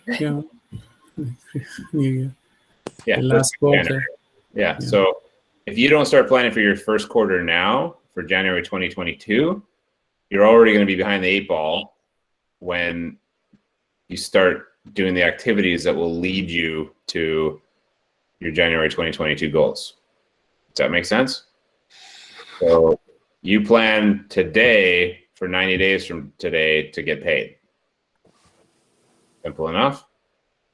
So you got to take this as your chance to really have a kick-ass 2022. You've got the tools, and you know, some of us are a little bit newer here, but end of the day, you got to just put this into your calendar now to do the activities that are going to lead you forward. So the brokerage, my coaching team, my team, myself, we always do our goals in October so that we know that we're already on track for 2022. So I'm going to show you my 2022 goals. It's when you put it out there, it's more likely to happen. So mine's a little bit different, and I'll show you last year's just real quick. Actually, maybe I should show you that one first. I'll show you this one. It's in front of me. Okay, everybody can see. So I need to make that bigger, Rich. You guys can see it a little bit. Yeah, a little larger, please. Thank you. There you go. So how it's broken down is the annual job goals, annual business goals, annual personal financial goals, and annual personal goals. So my goals, one a week for recruiting meetings, vendor, so allied resource meetings, sphere or referral source meetings, and listing appointments. So one a week, basically. So 48 weeks of the year that I'll be working. My business goal for myself is to sell 24 homes and 400,000 GCI. That's higher because I'm aiming to do higher net properties. My group, President's Club, 1.2 million, selling 120 units, and 100 people in our coaching program, with a quarter of those 25% cappers. Paying off my line of credit financially, tax saving 2022, just always being ahead of my tax saving. Buying another investment property, investing in some commercial real estate, as well as putting money towards my net worth of 300,000. My personal goals: 2 family vacations, 2 getaways with my wife, 2 trips for myself, activities with my boys, dad dates, exercise sports. Exercise sports like X amount of times, date nights with my wife. And I only said read 6 books. So usually it's 12, but I realize that I just don't get a lot of reading in these days. So I'm not going to over commit to reading that if I'm not going to actually do that. So this gets divided by 12. Very simple, right? So 48 now down to 4, right? For each of those meetings, GCI divided by 12, adding new coaching clients and so forth. And same idea, paying off line of credit, money towards my tax, money towards savings and investment properties. So this month of November, actually, we're not going to Great Wolf anymore. We changed that. But regardless, this is my goal, is to do a family trip this month with my kids, playing swimming, soccer, that type of thing. So recruiting meetings, 1 a week. Vendor meetings, sphere meeting, listing appointment, 1 a week. That's all it is. So it's like 4 actual activities, probably 1, 2, 3, 4 hours of work a week for me to attain my goals. Obviously, I have to work to set these up and find people to meet with. So there's activities there. So it's probably another couple hours on each one. And then preparing for the meeting, they become more important. Anyway, so the GCI, again, divided by 4, right? And then selling 3 homes. So 1 for myself and a couple for the team. And then 1 new coaching client per week, savings, trips. So I have not that much work in here, and a lot of it is personal, if you'll notice, right? And so this all goes into my schedule. Every activity here should be in my schedule, or a time blocked appointment for my schedule. Okay. And then if I don't go on a recruiting meeting here, I now have to go on 2 recruiting meetings here, right? If I do not go on 2 recruitings, I now have to go on 3 here, right? That's why you can't just replicate this every week. Every week you should be looking at this going, did I do all of this stuff? I didn't make 34 GCI. Then what do I need to, what gets carried over, right? Otherwise your month gets thrown out and then your year gets thrown out. Make sense? I can't see your faces. I'm sure everybody's nodding. Anyway. Okay. And so I'm just going to show you one other one here from a couple years ago. I think that's it there. I just want you to have a quick understanding of more of an agent goal. So this is 2020 goal. So 48 open houses. So 1 open house a weekend, right? So working 48 months. 2,400 doors knocked, 240 expired doors, 48 vendor meetings, 48 sphere meetings. So GCI for myself and the group, and at 60. We're now at 73 coaching clients. So just to put this out there, I'll get through the end. Pay off credit cards monthly, pay off line of credit, tax savings, buy investment property, new truck, $20,000 net worth. Aside from COVID, most of these things happened. So everything here happened, by the way, because it was written down. I knew where I was working towards. This is above and beyond a lot of this stuff, which is kind of neat. So divided by 12 again, I'm just going to work on the job goals. So 4 open houses, 200. So 200 doors knocked a month. Okay. 20 expired doors a month. 4 vendor meetings and sphere meetings. I didn't have listing appointments in here, which I probably should have. It would be 4 again, right? So 1 open house a week. So this is where it gets really simple and clear. Like clarity is everything here. So 1 open house a week, 50 door knocks, 5 expired knocks, 1 vendor meeting, 1 sphere meeting. And so that's my job right there. Those 5 items. So let's just say on Saturday, I get up in the morning, I go get a coffee with my buddy, who is a referrer, at 10 o'clock. 11 o'clock, I head out, I knock 5 expired doors, and by 12:30, I go to my open house, and I knock 50 doors around my open house, and I put up my signs, and I do my open house for 2 hours, 2 to 4. I'm then done. I then go meet a vendor for a beer after, who's a sponsor for my group or whatnot. And my week is done. All the work that I needed to do that week in order to attain all this over here was done in 1 day, in like 6 hours. But I will find reasons to not do that in 1 day, and I'll get busy and distracted, and I probably won't even necessarily do it in a week. I don't know why, but we just find these excuses in our lives.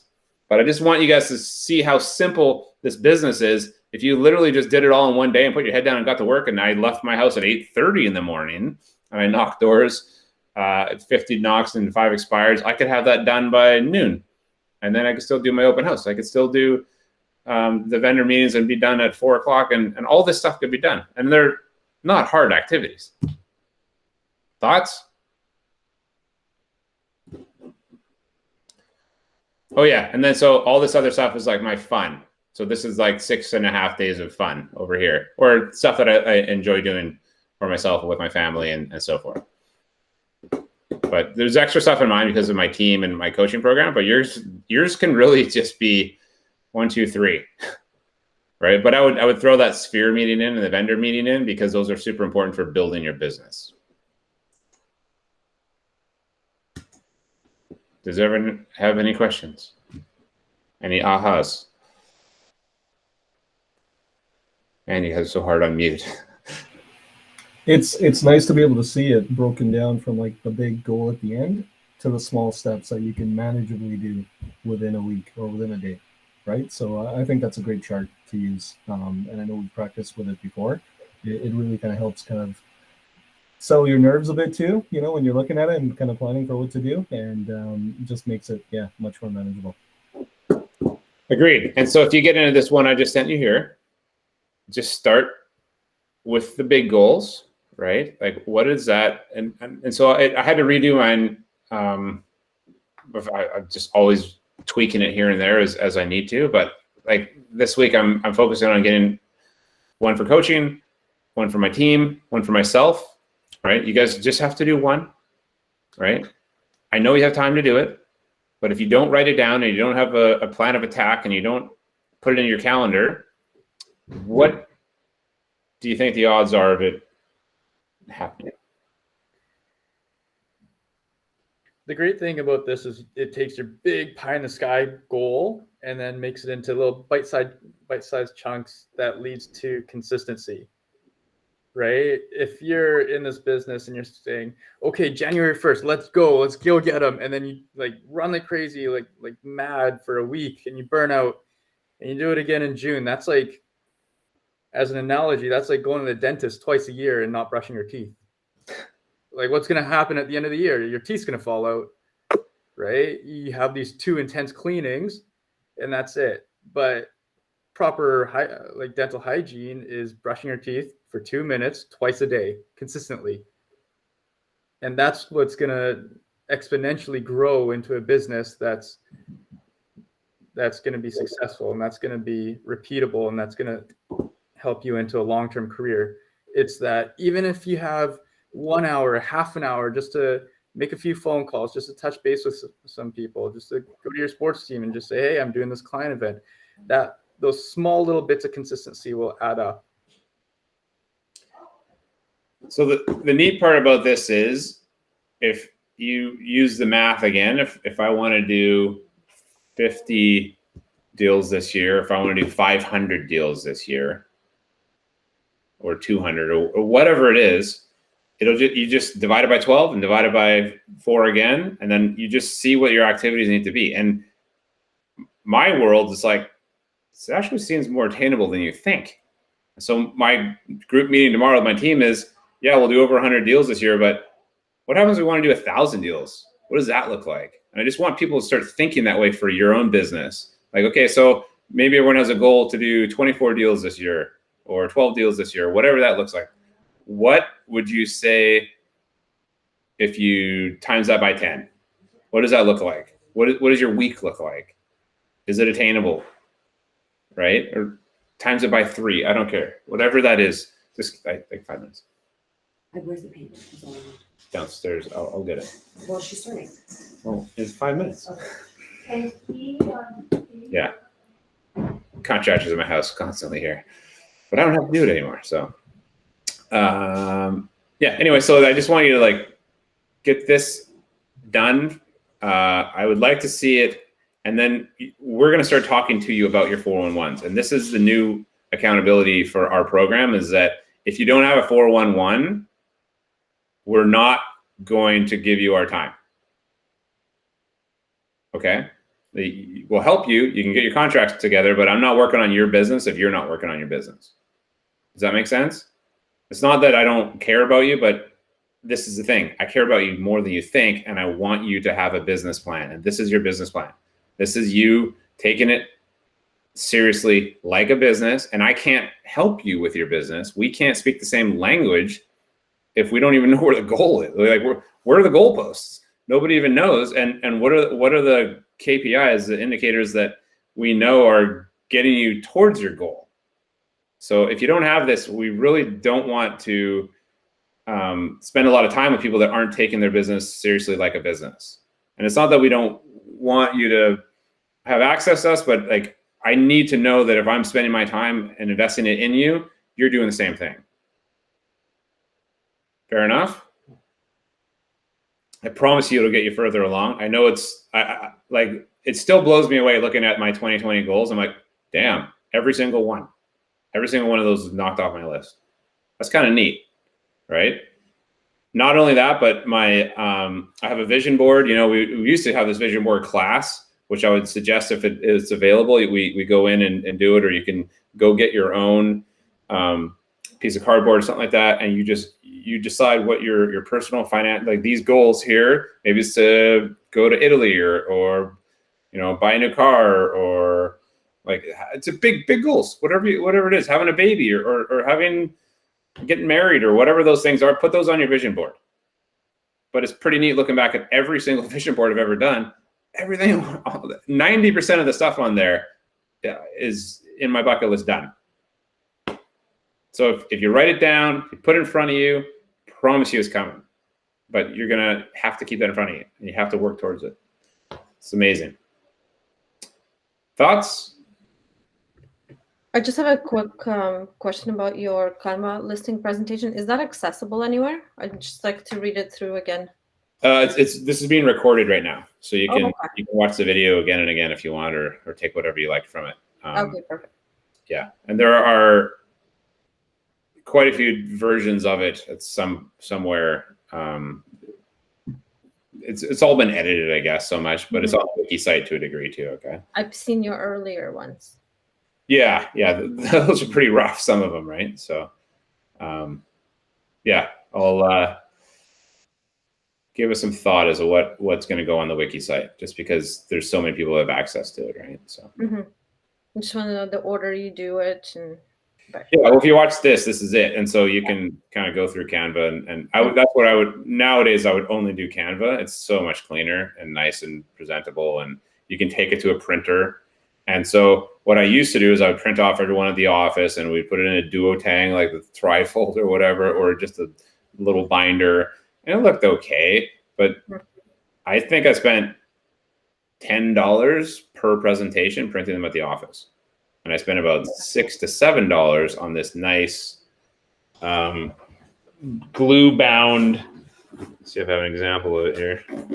Presentation, like this. It's just super clean, right? Like it's just a nice finished presentation anyway, and it's just good cardstock, and I can leave it behind. And it's $6 versus $10 that I used to print at the office. Where did you print that one out? Like through Canva? No, so I get the Canva, and then I'll send over the link to a printer. We use Westwood Printing, or there's a guy in Surrey, Wisdom 23 Printing. I think we were using him. Anywhere, you know, and so you just think there's a place out in Richmond that they would do it for us, and they would mail it to us, and we just kind of negotiated back and forth between each one until we got the best price, and then now we just yeah, so we can get it down about $6 a booklet. And so what I would do is like print like 25 of them, knowing that maybe that's even high for you right now, because you might want to edit it more and more. But just get something you're happy with. Print 10 of them, and then go from there. And you'll probably have a few errors or whatever in there. So don't print like 100.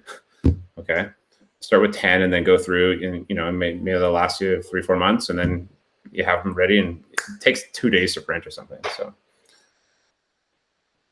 Worst case, if you go over there without a printed presentation, where you just save one as always, you don't leave it with them, or you just do it online. You can just have it on Canva and just present as I just did to you guys, and nobody really knows the difference, right? Say I'm paperless, so I like trees. Anyway, I don't think we've got time for the CMA today, but I will.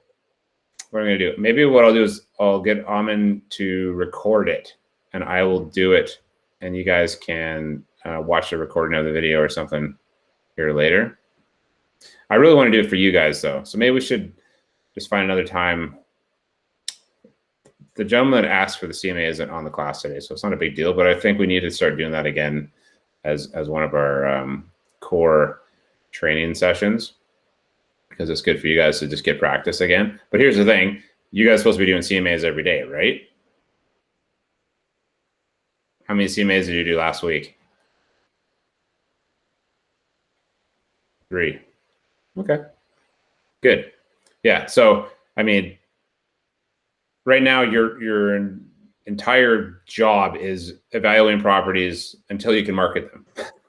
Really. right? Yeah, you learn some language and some skills, but if you're taking on buyers, is this property priced well? Does it need to? Is there negotiation room? So, am I going to be in competition? Is it well underpriced?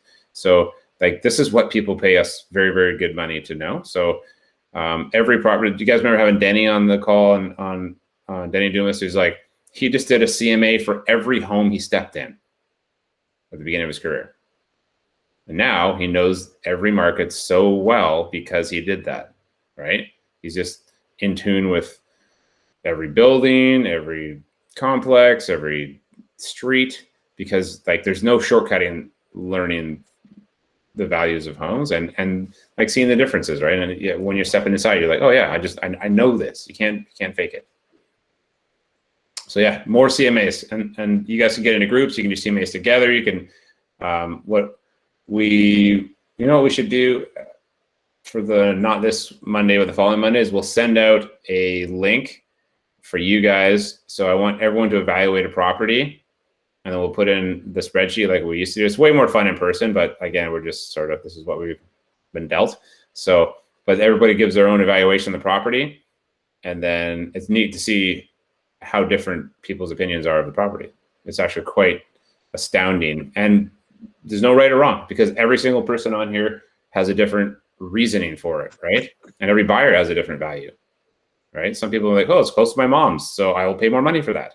It's close to a school for my kids. It's my ex lives around the corner. I'm not paying any more than whatever, right? So there's 100 reasons why people will change the value of a property, or they know something they didn't. And here's an example of one. So I'm not sure you're on the call, but there was a property out in Pitt Meadows last week on Sutton. It's in Bonson Landing down there in South Meadows. And so this property, I just happened to have lunch with Craig, Amin, Hiroshi, and myself, or Amin wasn't there. Hiroshi and Wobi and I had lunch with Craig, and he's like, oh, we got this property down the street from me, and they've got a new marijuana dispensary going down the street from it, and they have the food truck event across the street from it every Sunday. And so I had buyers that wanted to go there, and I'm like, oh, that's weird. I think that might be the property. And so I look it up. I'm like, oh yeah, food truck event right across the street. And Amin had a buyer for it, and I told him like, bro, don't touch it. A, you're getting the marijuana dispensary across the street, and B, you're getting every Sunday. So I couldn't book a showing on Sunday, and that's what was the red flag for me. I'm like, oh, weird. It's actually unavailable Sunday. That wouldn't let me in. And then I'm like, click. Anyway, but someone else overpaid for that stupid thing, and now they're going to end up with like food trucks and like, weed smokers on their front porch, and they didn't know that, right? And so to someone else, it's like it's not worth that much money because they have that information. It's amazing. You'll never find the same deal twice in this business. So that being said, it's about 12 o'clock. Anyone have any last questions or anything like that? We can get you guys out of here. Hopefully there's some ahas today. Anyone want to share one or two? Oh, how do you watch the recording again? They are on the YouTube channel. Do you have access to it? It's on. I'll send you a link for it. Okay. I probably. Yeah. Oh, do you know you're on the phone? Probably don't. Okay. We'll get it to you. Yeah. Is that the Synergy Real Estate Group channel? No. This is a coaching one. I'll send everyone that's on the call a link to it, so you guys can just book it or whatever. Okay. Yeah. Perfect. Sweet. Yeah.